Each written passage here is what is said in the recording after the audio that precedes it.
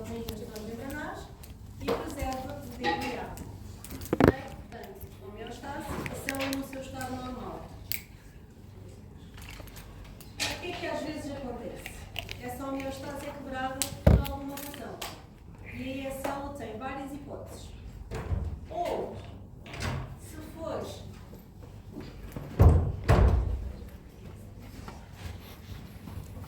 um stress mais ligeiro, ela consegue adaptar-se. Se fores uma lesão mais intensa, ela sofre uma lesão celular. Essa lesão celular varia. É reversível ou irreversível. Quando é que é irreversível? Quando o motivo que levou à lesão continua a ocorrer ou quando a lesão é muito forte. Por vezes, mesmo aqui na adaptação, a célula não consegue, mesmo com todos os sistemas de adaptação que ela tem, ela não se consegue adaptar e vem aqui para a lesão. No caso das lesões serem irreversíveis, isto vai levar à morte celular. Dentro da morte celular existem dois tipos de hipótese, necrose e apoptose. Falando um bocadinho da parte da adaptação celular, a adaptação vai fazer com que a célula, caso consiga, atinja um novo estado de equilíbrio. Okay? Não quer dizer que ela volte àquilo que era, mas ela adquire um novo estado de equilíbrio. Isto vai permitir preservar a sua viabilidade e adaptar a sua função dependente do estímulo que levou a esta adaptação. E isto pode ser feito por dois caminhos. A célula pode alterar em tamanho e em número, ou pode haver mesmo uma transformação celular. Okay? Metaplasia e displasia. Displasia é levar a célula ao tumor. Não é bom para o corpo, mas é uma forma de adaptação celular. Ela atinge um novo equilíbrio, apesar de ser nocivo para o corpo. Que tipos de adaptação celular é que existem? Hipertrofia e hiperplasia, tamanho e número. Atrofia tem a ver com o tamanho. Metaplasia altera o tipo celular. Nós vamos falar agora de cada um deles. E a displasia, que lá está, a acumulação de substâncias patológicas, anormais, que leva a outro tipo de célula. A hipertrofia. A célula vai aumentar de tamanho em resposta a quê? Em resposta a um maior nível de atividade. Ou seja, ela tem uma sobrecarga de trabalho. E isso obriga a que ela aumente também. Isto pode ser a nível hormonal, pode ser por fatores de crescimento. Aqui, por exemplo, vocês têm uma hipertrofia no coração. Músculo cardíaco normal, conseguem ver bem as cavidades, aurícula, ventrícula, etc.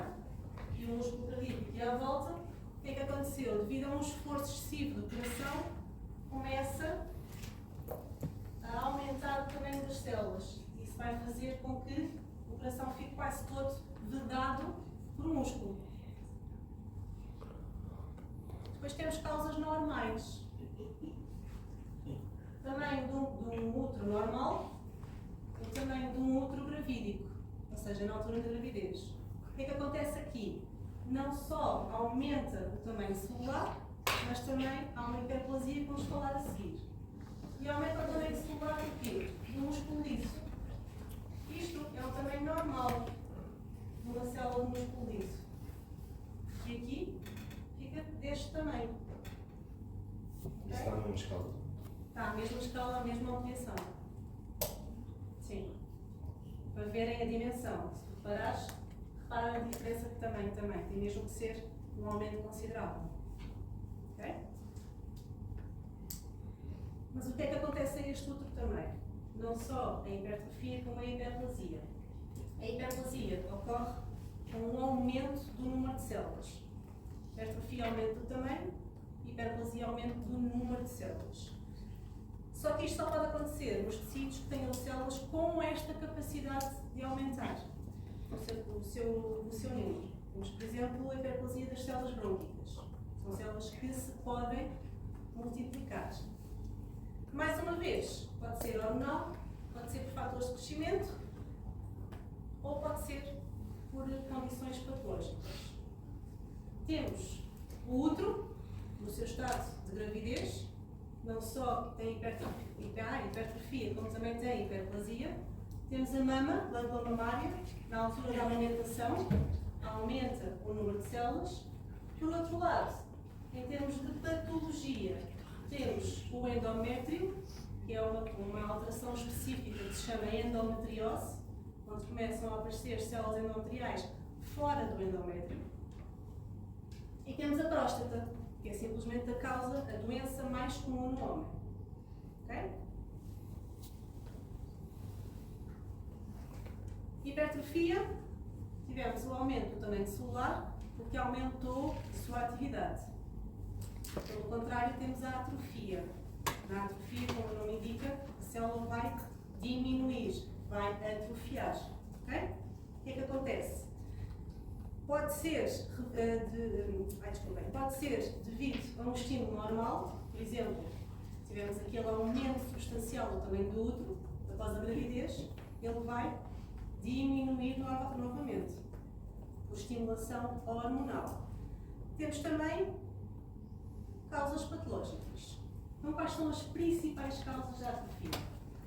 A perda de cálculo de trabalho, ou chamada atrofia por desuso, é visto muitas vezes em pacientes acamados, é visto muitas vezes nos astronautas, que estão muito tempo em gravidades mais baixas, os ossos não têm aquele movimento normal e acontece uma coisa que se chama o aumento da absorção óssea.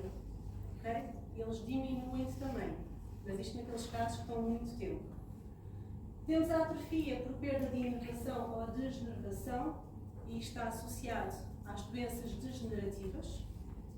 Temos a atrofia por diminuição do suprimento sanguíneo, como a arteriosclerose. Chega menos sangue, menos oxigênio, a célula diminui. Temos por má nutrição, falta de nutrientes, etc.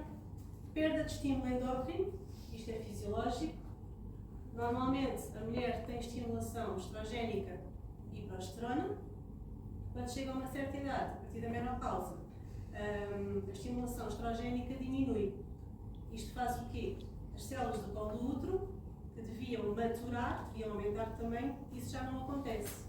Então chama-se que temos um colo atrófico. Temos um colo só com células pequenas. E o último, pode acontecer por pressão. Isto normalmente é através de tumores.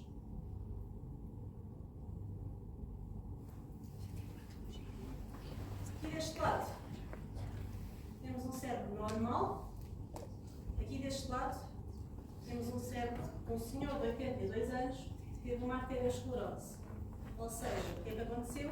Falta de fornecimento de sangue ao cérebro. Isso vai provocar o quê? A diminuição. Os sulcos vão ficar mais visíveis e o cérebro em si total vai diminuir ligeiramente também. Aqui era o que eu estava a falar, na menopausa. Do lado esquerdo, vocês têm células superficiais intermediárias normais do colo do útero de uma mulher em idade fértil. Aqui são células parabasais, são chamadas células atróficas, ou epitélio atrófico. É um epitélio que já não tem estimulação estrogénica, só de progesterona, e então ficam mais pequenas, não maturam. Okay? Se forem tendo dúvidas, vão perguntando, podem interromper. O outro tipo de adaptação da célula é por alteração da célula em si, ou seja, uma metaplasia. Uma metaplasia é a transformação num tipo de epitélio por outro. Normalmente, um tipo de epitélio menos resistente para um tipo de epitélio mais resistente. Isto acontece normalmente em várias partes do corpo. Temos aqui o exemplo da transformação entre o esófago e o estômago. E isto aqui é chamada zona de metaplasia, que é a zona de transformação entre um epitélio para o outro. E isto acontece porque, de uma zona para outra, a sua função varia. Numa zona não precisa de células tão resistentes, na outra zona já precisa de células mais resistentes, então elas alteram. Isto acontece também no colo do útero. Na zona exterior do colo do útero temos células mais resistentes, porque estão mais propícias a causas externas. Na zona interior do colo do útero temos células um pouco menos resistentes, células mais protetoras do que é a função que nós precisamos para aquela zona. Okay? Estão a perceber a diferença? Os anteriores, hipertrofia, hiperplasia e atrofia, variam o quê? Tamanho, número, okay? Metaplasia, altera consideravelmente, altera totalmente o tipo de célula em si.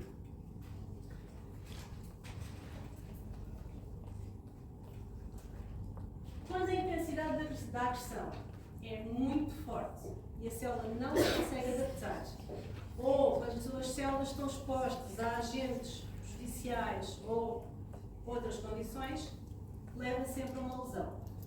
Esta lesão pode ser reversível ou irreversível. Como eu tinha falado, reversível quando a lesão é leve e a célula ainda consegue, por si só, voltar a um estado longe de onde está-se. Quando o dano continua, a célula já não tem capacidade para voltar a um novo estado de equilíbrio, leva à morte celular. Nós temos dois tipos de morte, necrose ou apoptose. Quais é que são as causas principais de lesão celular? Hipóxia. É o quê? A concentração de oxigênio no sangue baixa. Depois temos agentes físicos. Exemplos. Lembram-se de algum? Pode fazer a lesão celular. Pode ser interna ou externa. Não estou a ouvir. Queimaduras. Por exemplo, queimadura leva a uma lesão celular. Temos o frio. Queimadura por frio. Temos algo mais interno, a radiação. É um tratamento, mas leva a uma lesão celular. Okay? Agentes químicos. Venenos, por exemplo. Poluição, álcool. Tudo isto em excesso leva a uma lesão celular. Excesso e uso prolongado pode levar à morte celular. A seguir temos agentes infecciosos, vírus, bactérias, reações imunológicas. Aqui, por exemplo, temos o exemplo de uma reação anafilática. Momentaneamente, isso vai provocar uma lesão celular. Normalmente são reversíveis estas. Temos alterações genéticas. Alterações genéticas, temos a síndrome de Down. Okay? E deficiências nutricionais. Deficiências em termos de vitaminas, de proteínas. Tudo isto leva a uma lesão celular. Contínua leva à morte celular. Nós temos dois tipos principais de morte celular: a apoptose e a necrose. A apoptose é a chamada de morte celular programada. A célula programa-se, okay? É algo interno. É como se fosse um suicídio celular. A apoptose. E o que é que acontece aqui? Isto acontece muitas vezes em casos de morte celular em tumores. Quando não há. O que é que acontece aqui? A célula começa a diminuir de tamanho, há uma condensação da cromatina que vai levar depois à fragmentação da cromatina, ou seja, vai se separar. Começam-se a formar umas bolhas na zona periférica do citoplasma. Essas bolhas começam-se a soltar e formam corpos apoptóticos, ou seja, pequenos fragmentos de célula que são depois fagocitados. Uma das diferenças da apoptose para a necrose é que este processo não é acompanhado de inflamação. Okay? Além de ser programado, não é acompanhado de inflamação.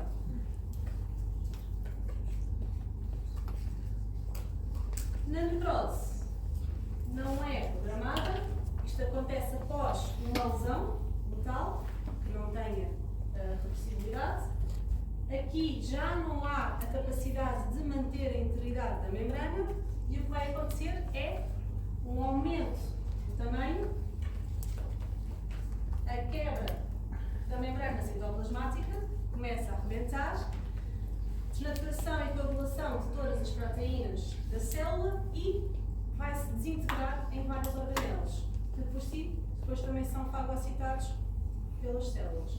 E este processo sim é acompanhado sempre de inflamação. Como ele provém de uma lesão, é acompanhado de uma inflamação. Okay? É das duas principais diferenças entre a apoptose e a necrose. O que é que acontece quando um grande número de células morre em conjunto? Isto vai fazer uns padrões morfologicamente distintos, que nos vai permitir diferenciar o tipo de necrose que aconteceu. E então nós temos necrose por coagulação, liquefação, temos a conhecida gangrena, temos a necrose gaseosa, esteatonecrose e a fibrinoide. Já ouviram falar em alguma destas? Gangrena? Todas? Necrose de coagulação não é mais do que a desnaturação das proteínas do citoplasma. E o que vai fazer é, no início, o esqueleto do tecido ainda se mantém, posteriormente começa a necrosar. Isto acontece muito no infarto do miocárdio, no rim, que é o que nós estamos a ver aqui, e no fígado. Necrose de liquefação. Isto acontece principalmente em infecções bacterianas e fúngicas. Aqui predomina a desnaturação proteica e o que vai fazer é este aspecto, uma área necrótica mais fluida. É este aspecto aqui, começa a desfazer. Portanto, macroscopicamente é assim que vocês conseguem identificar. A gangrena não é um padrão específico de morte celular. No entanto, leva à morte celular por falta de irrigação destas zonas, principalmente as zonas exteriores, mãos, pés, em pessoas que vão, por exemplo, às serras, nariz, tudo o que é zonas exteriores. Também está associado a febre, a sepsis e algo que não está relacionado com a neve e que provoca muitas vezes a gangrena é a diabetes. Okay? Diabetes, na zona dos pés e pernas, se não for tratada, pode provocar gangrena. E síndromes? E síndromes provocam mais ligação? Síndromes. Assim das extremidades? Nas extremidades, principalmente, é pela paragem de irrigação, ou seja, frio, não há assim nenhum síndrome. De resto, febres muito densas, febres muito intensas e muito prolongadas, sim, podem levar. Sepsis, são assim as principais causas. Pode haver outras indiretas. E a diabetes, são aquelas três principais assim mais diretas. Mas pode haver outras por outras circunstâncias que levam à gangrena, mas não estão diretamente relacionadas.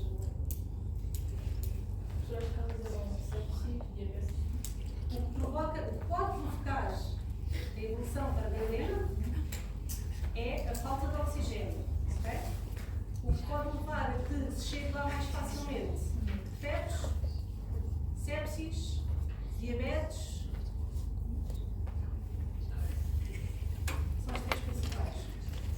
Pode voltar no slide anterior? O que você quis dizer nesse terceiro ponto? Normalmente aplicado aos membros que sofrem necrose. Não entendi muito bem. Os membros exteriores. Os membros exteriores, isto está mais associado aqui ao frio, esta última frase. No frio, que ocorre muitas vezes necrose, tudo que é membros exteriores são aqueles que sofrem mais necrose. Pontas dos dedos, pontas dos pés. Aí essas necroses chamam gangrena. Nariz. Tá bom, obrigada. E aí tem a ver com falta de oxigênio, falta de irrigação. Ok, obrigada. Ok.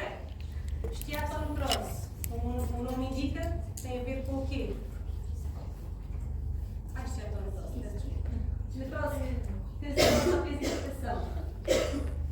O que ela faz é tudo visualmente muito bem identificado. Isto é tudo sangue e ela faz estas massas brancas, muito bem delimitadas. A maior parte delas estão associadas à tuberculose, principalmente, e o que forma macroscopicamente é esta substância mais pastosa. Enquanto que o resto continua com aquele aspecto muito hemorrágico, aquela zona central, a zona onde está a necrose em si, perde totalmente o sangue. Daí ficar com esta área mais branquiçada. Na sequência vai apresentar uma imagem. Com imagens, provavelmente não aparece. Acho que vou Identificar os ver diferentes tipos de necrose. sim. Com características para vocês identificarem, provavelmente. Esteatoclerose, agora sim, como o nome indica, tem a ver com gordura, tecido adiposo. Ok? Isto vai ser induzida pela ação das lipases e vai originar áreas branquiçadas. Tudo o que vocês estão a ver aqui, estas áreas branquiçadas, ali, tudo muito bem delimitado. Visualmente é mesmo assim que nós conseguimos identificar no tecido adiposo. Microscopicamente é ligeiramente diferente. Vocês conseguem ver os contornos das células necrosadas e depois depósitos de cálcio à volta. Mas macroscopicamente vocês conseguem identificar por estas bolinhas brancas. Parece pus. Okay?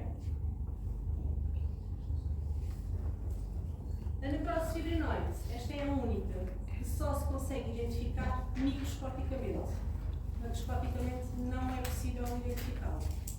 Microscopicamente, como é que se vê? Estas zonas, com este rosa mais intenso, eosinófilo, é como isso se chama. Isto é necrose fibrinoide, neste caso numa artéria. Macroscopicamente, não se vê diferença nenhuma. Esta só se consegue mesmo identificar a nível do microscópio. Esta está associada, por exemplo, ao lúpus. Ao lúpus eritematoso, num estado mais avançado, microscopicamente depois pode começar a ver estas alterações. Ok? Então, rever. Quando a célula sofre uma alteração ao estado normal, quais são os caminhos que ela pode seguir? Uma lesão reversível. Adaptação? Lesão. Adaptação, que tipos existem?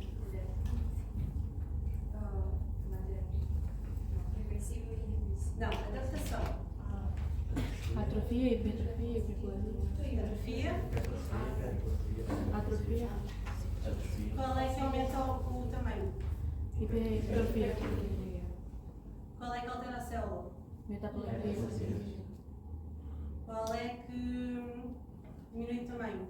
Atrofia. Ok. Causas para a lesão. Lesão reversível e irreversível. Causas. Causas. Hipoxia, agentes físicos, químicos. Qual é a diferença entre a necrose e a apoptose? Uma é programada e a outra é seguida de infecção. E?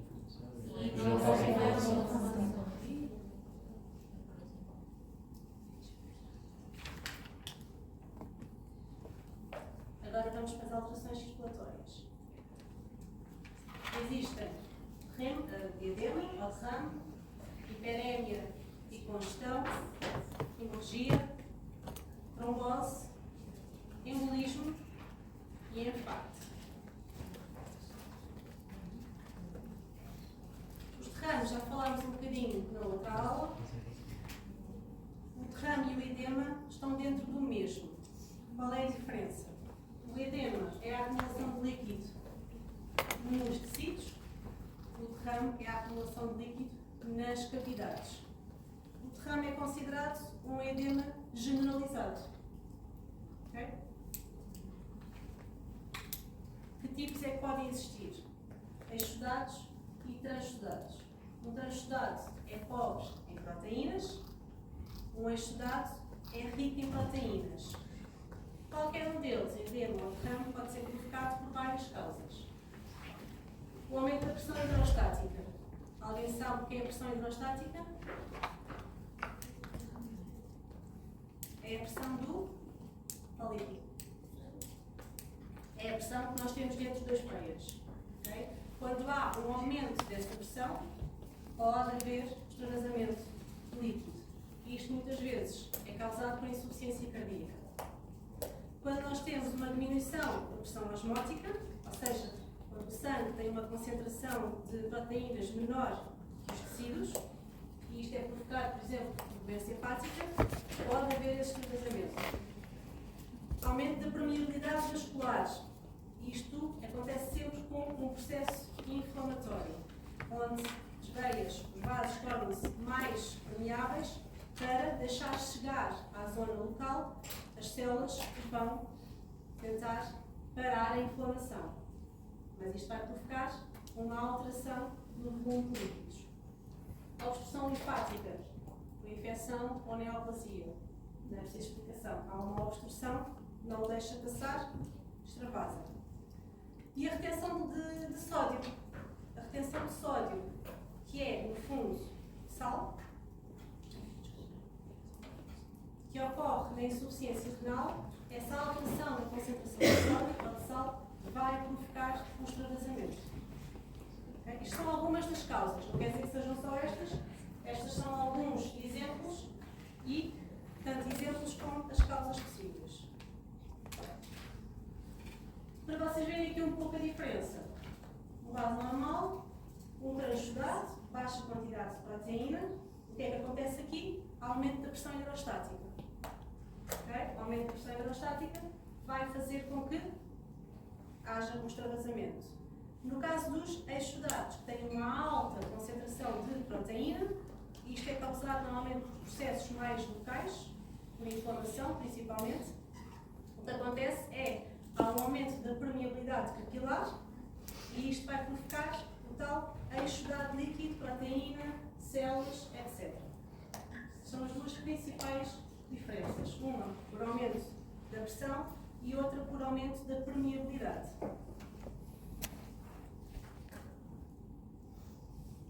Edema. Nós temos vários tipos. Edema ou derrame das cavidades, edema subcutâneo, edema pulmonar e edema cerebral. Estes são os principais. Não quer dizer que não ocorram noutras zonas, mas estes são os principais. Relativamente às cavidades, já falámos um bocadinho. Nós temos vários tipos de cavidades.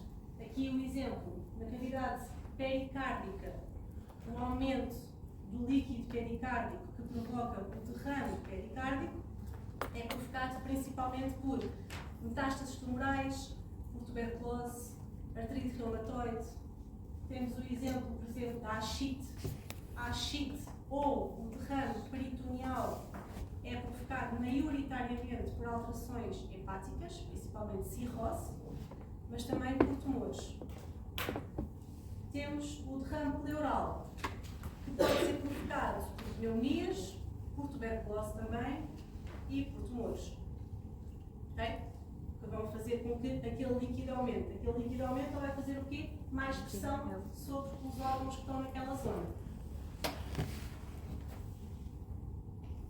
Edemas. Edema subcutâneo. Nós vemos, por exemplo, as bolhas são consideradas um edema.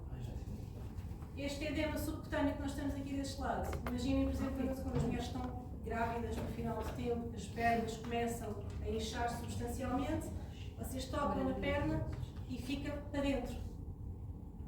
Como está aqui, fica aquela concavidade. Isto tem a ver com a retenção de líquidos.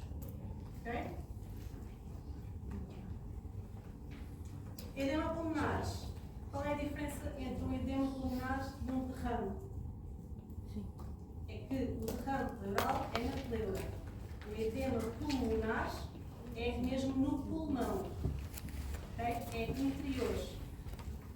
Isto acontece quando há uma diminuição dos gases respiratórios e isso vai alterar a oxigenação do corpo.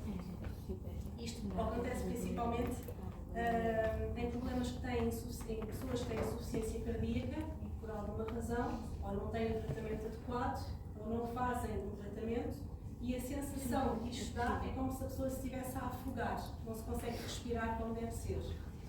Tem que ser tratado como é lógico. Você pode... Temos o edema cerebral. Enquanto que na hipertrofia, o que é que nós tínhamos? Os sulcos ficavam mais evidentes. No edema vai haver um apagamento dos sulcos. Porquê? Porque está tudo muito inchado. Portanto, o que o edema faz é um acúmulo de líquido, edema, nos espaços extra e intracelulares do cérebro. Isto pode ser provocado por várias coisas. Algum tipo de lesão, um trauma que leva líquido ao cérebro, e isto pode ter como sintomas dores de cabeça muito fortes, tonturas, a pessoa fica com dificuldades na visão, náuseas, vômitos, nos casos mais graves pode levar a coma e consequentemente a morte. Okay? Mas normalmente é apanhado um pouco antes de chegar a esse caso.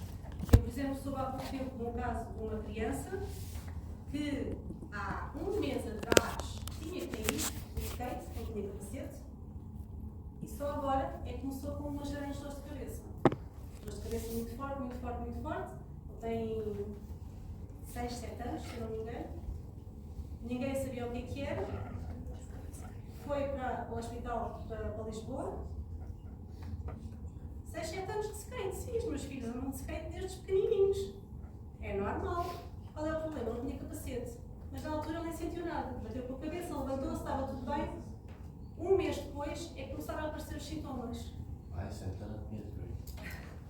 Mas neste caso foi mesmo, por acaso, uma pessoa que eu conhecia. Só agora é que se aperceberam que o que aconteceu é que ele tinha líquido no cérebro. E esse líquido é que estava a provocar as dores de cabeça muito fortes. Ele teve que ficar deitado durante uma semana, estão a ver uma criança de 6, 7 anos, ficar uma semana deitado, não se podia mexer, para ver se o líquido saía por si próprio, senão tinham que abrir e retirar. Pronto. Felizmente está tudo bem, mas sim, com um simples trauma, o que fez, neste caso, foi uma pequena fissura e o LCR subiu para o cérebro.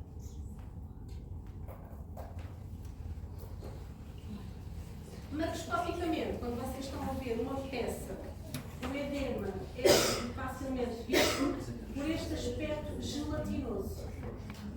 Okay? Sim, é um bocado estranho, mas sim, fica com este aspecto mais gelatinoso. Aqui há a imagem está muito aumentada, não sei se vocês conseguem ver bem, mas eu depois vou pôr isto na tutoria. Há um aumento de peso da peça, há um aumento da sua espessura e depois fica com este aspecto esbranquiçado e meio gelatinoso. É assim que conseguem ver o edema numa peça cirúrgica. Tá? Dúvidas do edema? Só um bocadinho.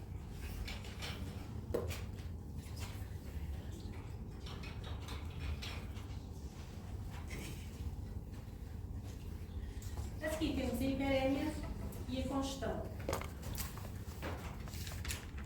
A hiperémia é um aumento do fornecimento de sangue devido a um aumento das necessidades do tecido. Temos, por exemplo, o exercício físico. Quando nós fazemos exercício físico, nós precisamos de mais aumento de fornecimento de sangue. Só que isso, por vezes, o que é que pode fazer? Ficamos com a cara ruborizada, ficamos com os olhos vermelhos, isso é chamado de hiperémia. E temos, por outro lado, a congestão, também é designada de hiperémia passiva, onde, pelo contrário, há uma diminuição do fluxo sanguíneo. O sangue não consegue sair do órgão por alguma razão. Aqui vocês têm um exemplo de hiperémia, neste caso, um pouco excessivo. Okay? Aquele rubor que vocês veem quando fazem muito exercício físico, aquela cara muito vermelha, isso é hiperémia. E já é um estado mais avançado, mais patológico, para vocês perceberem a diferença. Em termos da congestão, ela pode ser dividida em aguda ou crónica, dependendo se é algo naquela altura ou se é algo que está a acontecer ao longo de vários tempos. Nós temos aqui, por exemplo, o exemplo do fígado em noz moscada. Isto é mesmo o aspecto macroscópico que nós damos.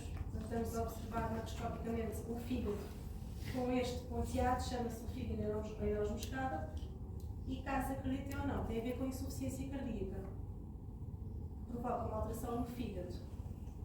Porquê? Alguém sabe dizer a lógica?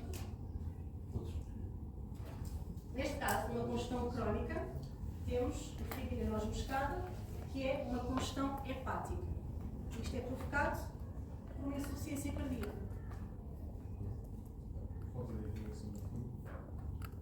Exatamente. Porquê? Isto tem a ver com a insuficiência cardíaca, principalmente direita, que está associada à veia cardíaca. Ok. A insuficiência cardíaca direita, pode ser moderada ou mais grave, isso depois varia, vai aumentar a pressão venosa central. Aumentando a pressão venosa central, o que ela vai fazer é transmitir isto ao fígado através da veia cava inferior. Ok?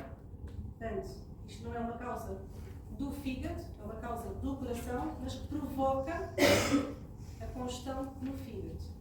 Algo mais local, uma congestão mais aguda. Temos, por exemplo, um edema pulmonar devido à falência do ventrículo esquerdo, que leva à congestão pulmonar. O que é que acontece? Tanto numa como outra, visualmente o que se vê é um tecido com este ponteado avermelhado. Que é parar o fluxo de sangue. A seguir temos a hemorragia. A hemorragia, como o nome indica, é o quê?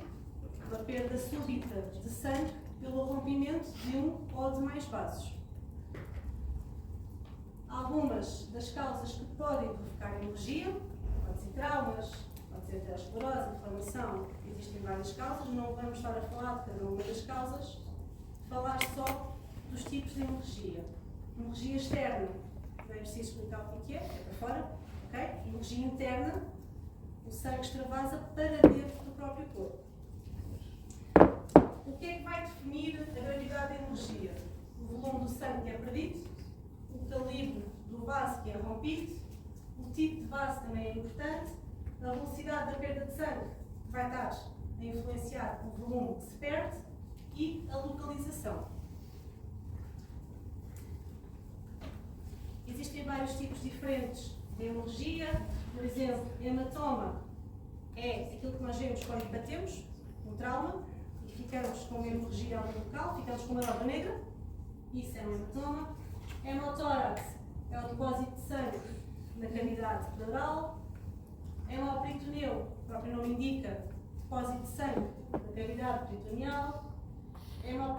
Hemopericárdio, depósito de sangue na zona do pericárdio. Hematose, tudo o que é articulações. Neste caso, vocês têm um exemplo, aquilo é o joelho, mas tudo o que é articulações, ok? Ombros, mãos, joelhos, pé, é uma hematose. Dentro do hematoma, podemos ter três tipos distintos. Podemos ter as petequias, a púrpura e as equimoses. Como é que varia? O seu nome é dado dependendo do seu tamanho. Ou seja, a petequia tem 1 a 2 milímetros, a púrpura 3 ou mais, a equimose já é maior, já tem centímetros. A causa. O quê? É tudo hematomas. Diferentes. Só que isto aqui é visto numa peça cirúrgica. Ok? Mas aí não se costuma ver. A púrpura é na pele. Aparece na pele. Nunca viram? Não. Mas aparece na pele. Quando aumenta de tamanho, transforma-se em equimose. Pronto, é chamada púrpura quando só tem aquele nome. Diz? Hoje estamos habituados a ver aqui moço que é nódoa negra. Exatamente. A petequia. Vocês também conseguem ver a petequia cá fora. Imaginem quando há aqueles ataques de tosse muito grandes. Se fica aqui com aqueles ponteados. Sim. isso é uma petequia, quando é pequenino. Se for ligeiramente maior, já chama de púrpura. Qualquer uma delas, ao longo do tempo, sai. Okay? Isto é tudo reversível.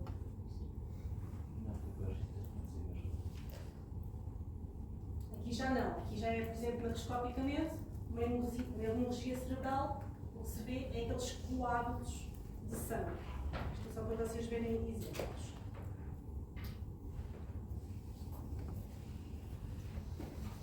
Há bocado falámos da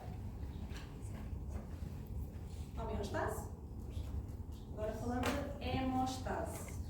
Não confundir. A homeostase é o estado celular normal. A hemostase é aquilo que pode parar ou prevenir a hemorragia. Okay? É um conjunto de processos que vão prevenir a hemorragia. No início, dá-se uma constrição do vaso para tentar parar o fluxo de sangue e a seguir, que é chamada da hemostase primária, dá-se uma formação de um tampão com plaquetas. É o que está aqui a acontecer. Posteriormente, disseste alguma coisa? É o cascão. Exatamente. Posteriormente, a última fase é a fibrinólise, que é quando aquela parede já foi restituída, a eliminação daquele coágulo, daquele plaquetas. O que é que acontece? Quando este processo não corre bem por alguma razão, vai ocorrer uma trombose.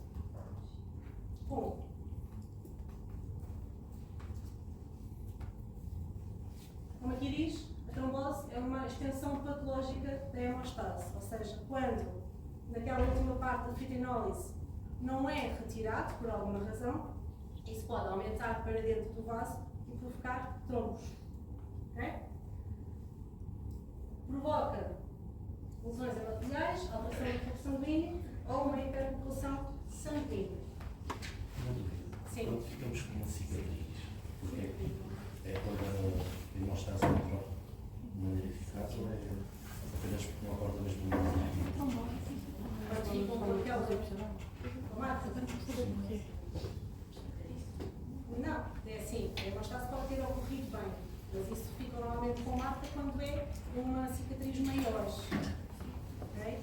Que a própria pele cá de fora e depois não consegue voltar ao estado dito normal, fica sempre aquela marca. Mas interiormente, a hemostase correu bem, senão tinha hemorragia interna. Okay? Professora, sobre a trombose, por que quando começa a tomar anticoncepcional fala para ter cuidado com trombose? Por causa dos anticoagulantes. Anticoagulante. Ah, porque os anticoncepcionais têm anticoagulantes. Pode. Ok. Ok? Entendi. Ok, o trombo. O trombo não é mais do que uma massa sólida de sangue que tem plaquetas, fibrinas, glóbulos brancos. O trombo normalmente está aderente à parede do vaso, ao endotélio, e é bem distinguível dele. Aqui mais clarinho temos o endotélio, a parede. Isto aqui é um trombo. E aqui também. Estão a ver?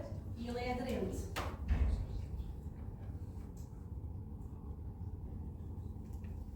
Quando há estes trombos, eles podem seguir 4 caminhos diferentes. A dissolução, que é este que vocês estão a ver aqui, é o próprio vaso, o próprio corpo consegue dissolver o trombo e é simplesmente eliminado.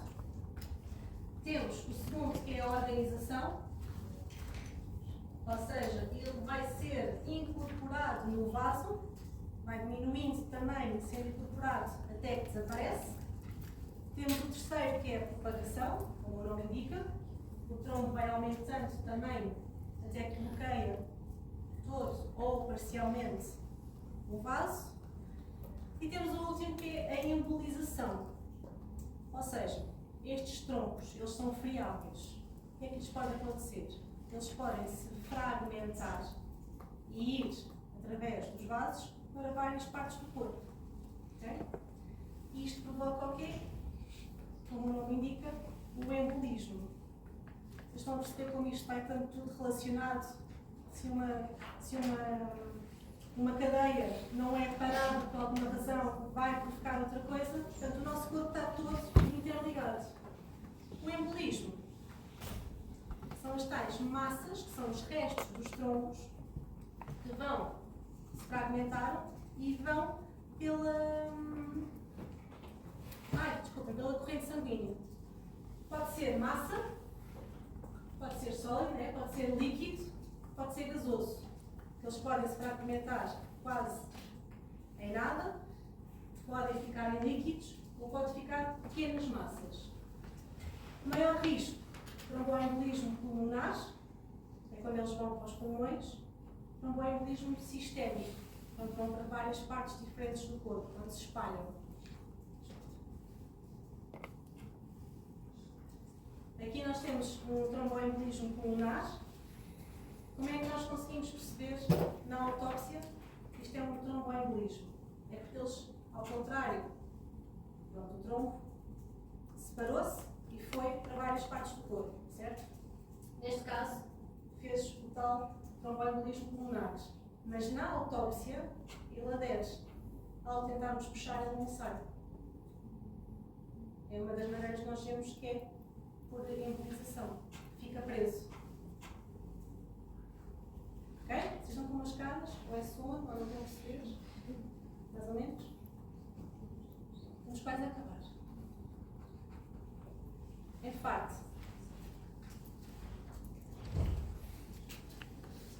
A infarto é uma área de necrose isquémica que é resultante da oclusão do vaso arterial ou da drenagem venosa do tecido. Nós temos dois tipos principais de infartos. O aspecto macroscópico e microscópico deste tipo de infartos vai depender da sua localização e da idade da pessoa. Depois nós podemos dividi-los em infartos brancos ou anémicos, ou infartos vermelhos ou hemorrágicos. O nome está associado brancos e anémicos porque há perda de sangue, hemorrágico, hemorragia com vermelhos. E então nós temos aqui, por exemplo, um infarto anémico, é por oclusão arterial em órgãos mais sólidos, e o que ele faz é, numa primeira fase, há uma hiperemia, ou seja, há um excesso de sangue. Mas, ao longo do infarto, o que ocorre é que a área infartada vai se tornar mais branca e facilmente visível macroscopicamente. A área infartada aqui, o infarto anémico, é isto que está aqui embaixo, branco. No início tem muito sangue, mas depois ele perde-se todo e faz este aspecto. Neste caso, num baço, pode ser também muito frequente no coração e no rim. Aqui, por exemplo, temos o infarto do miocárdio. Mas claro, como o resto continua tudo com o aspecto avermelhado, com sangue, esta zona aqui, pequena, esta faixa, que já perdeu sangue, já passou aquela fase de hiperemia, é como visualmente nós conseguimos perceber que a pessoa teve um infarto do miocárdio. Neste caso também é um infarto branco, um infarto anémico.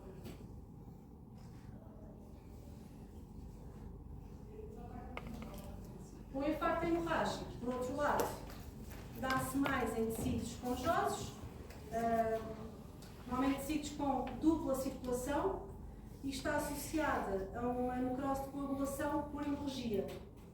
Daí ser chamado o infarto vermelho ou hemorrágico. É mais facilmente, ocorre principalmente no pulmão, no intestino e no cérebro.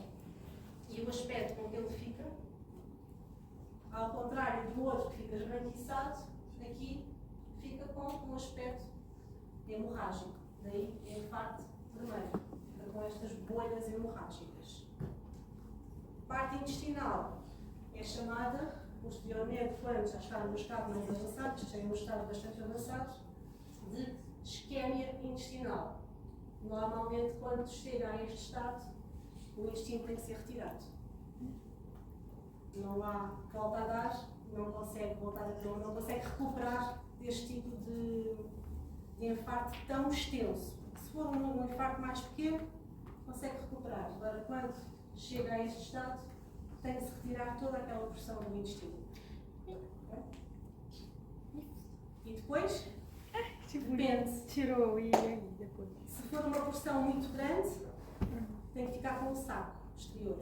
Ah, ok. Se a porção, ok, estava muito intensa, mas for pequena, Há casos em que se consegue cortar aquela zona e ligar o resto. Isso depois vai depender do tamanho da extensão. Tá. Obrigada. Dúvidas? A gente sabe